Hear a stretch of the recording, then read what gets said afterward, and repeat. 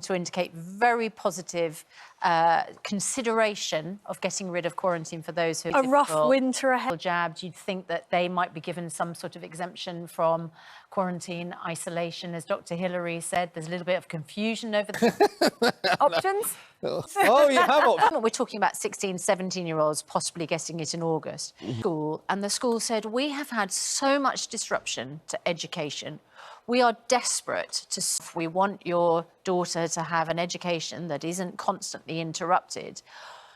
What would your decision be? It's not necessary preventative effect in terms of isolation at school. For instance, if the government said child would still have to isolate, so that you didn't have to isolate for 10 days because you'd been in contact with a COVID case, because you'd been double jabbed, which is some buts here. But basically you're saying in no circumstances would you allow your full... And we forgive you, Dr. Hillary, for occasionally. Your instinct and the medical data which shows that double jabs work is only though, Dr. Hillary. See me up. Yeah, we can prescribe something for that. Still to come, star of first day.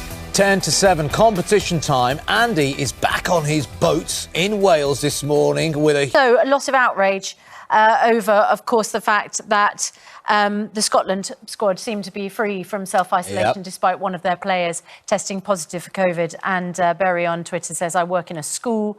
Last night, 14 staff received self-isolation texts from the government due to one parent visitor. We need to teach all 1,200 children in school today, but with so many staff out for the whole week, and every one of those staff is double jabbed. I think the disruption to education now, especially, is causing an ongoing problem, isn't it? And with teachers, do have to isolate. Of course, we're going to talk to Matt Hancock, the Health Secretary, about that, because goodness me, we need to educate our children. Absolutely. As Jane said, and many people have got to mean something. And maybe Jane on Twitter, many people, it's just the idea of one rule for one and one rule for the other is just so unhelpful. We will speak to Matt Hancock about this about 8:30 this morning. Now, today marks 73 years since Empire Windrush arrived at Tilbury Docks. Anthony Bryan came to the UK as a child. He was later arrested, and we're going to speak to him in just a moment. First, though, here's a clip from the BAFTA-winning drama inspired by his life and experience. Utterly shocking experience for those people who had every right to be here, should not be threatened with being detained or sent back to countries they hadn't lived in since they were children. Anthony Bryan, whose story was portrayed in that TV. Paulette Wilson spent all her life working so hard, and in her last days, the concern in her mind would have been, am I actually a British citizen? Am I going to be sent back? Am I going to get any compensation for the way I've been treated? And then she passes away. I mean, it's just Paulette's decision horrendous. to speak to the Guardian newspaper about her arrest is what encouraged hundreds of others to come forward.